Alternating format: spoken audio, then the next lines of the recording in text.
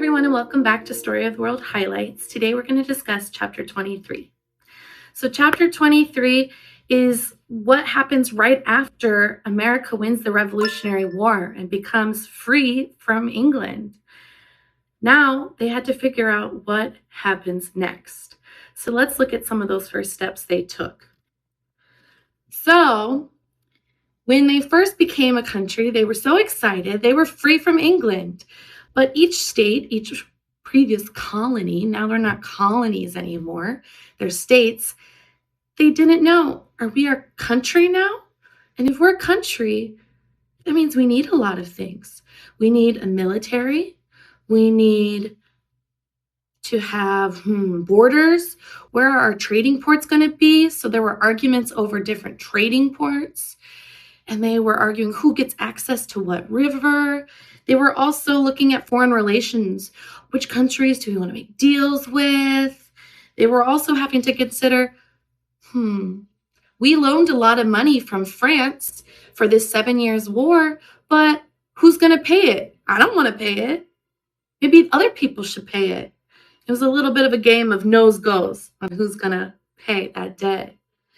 And some of our American leaders, George Washington, Alexander Hamilton, James Madison, and Benjamin Franklin, they all kind of saw what was happening and said, this isn't going to work. We can't have 13 different colonies. So they decided with leaders from each of the different states to have another meeting in Philadelphia, this time in September of 1787. And at this meeting, it was top secret. Only people necessary for the meeting were allowed in. They even nailed wood over all of the windows so people couldn't peek in. They wanted to be uninterrupted and make sure they could get it just right, this new plan going forward.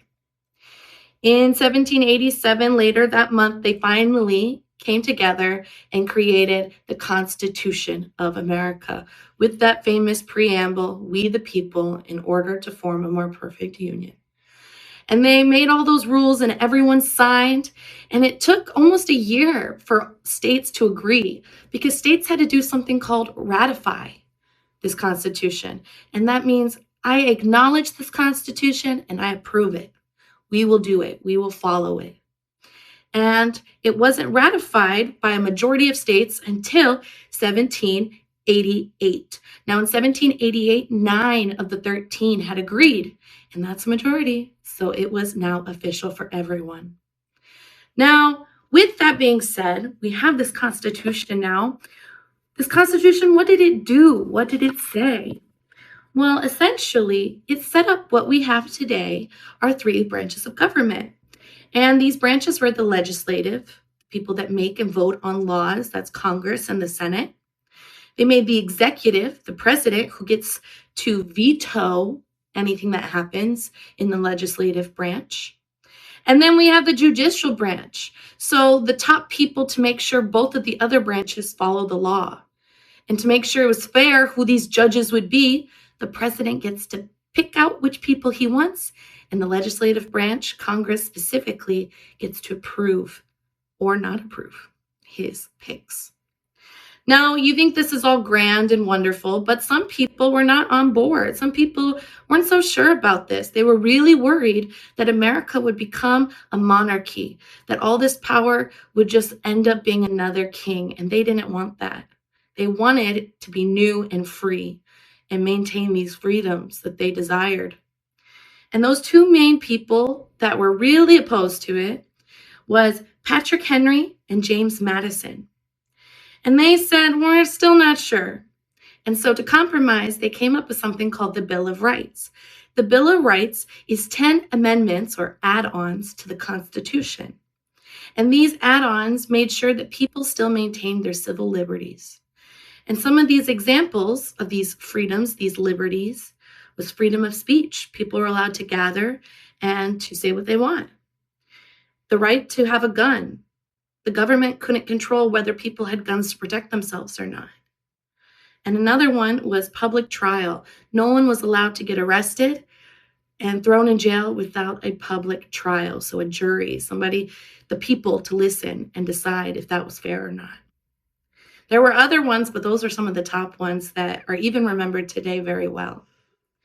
Now, they had to think about who or what would we do when picking a president, because we didn't want this person to be a king again.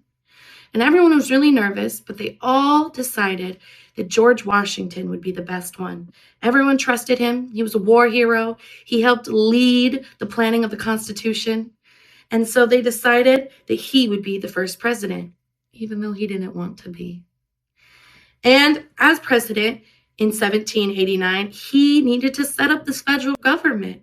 He had a long list of to-dos. He needed to make a federal government. He needed to designate a capital, because if they picked a city in a state, that state might be more important.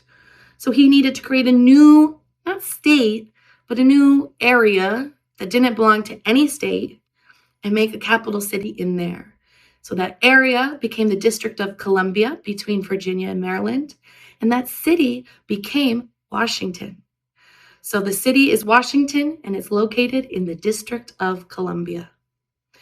Now, those were settled, and he needed to move on to determining how long a president could run. He decided 4 years, because after 4 years, he was tired and wanted to go home. But even though he didn't run for election the second time, he was reelected unanimously, which means by basically everyone. And he became president again. But he said, okay, fine, I'll do one more 4-year term, but that's it. That's maximum. No one should be president for more than 8 years in a row. And now that that was agreed upon, he also needed to make a cabinet.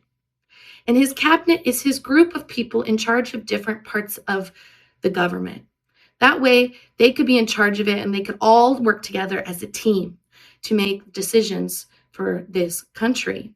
And his cabinet members were divided into 4 sections. One person would be in charge of the treasury, so the money of the country.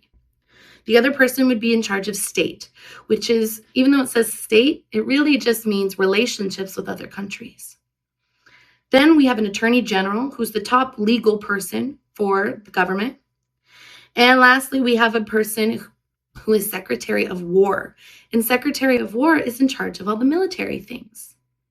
And the men he appointed to these positions was first the Treasury, Secretary of Treasury, Alexander Hamilton.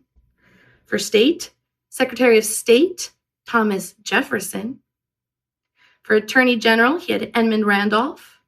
And lastly, for his Secretary of War, he had Henry Knox.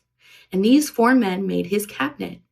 And of course, you know that a president has a vice president. And his vice president was John Adams, who actually became the second president after George Washington. So now with all his people set in their different roles and everything lined up for what he needed to get done for this country, this new country to operate, America was finally ready to get going. And that was how America got started. That's it for chapter 23. I'll see you next time. Bye-bye.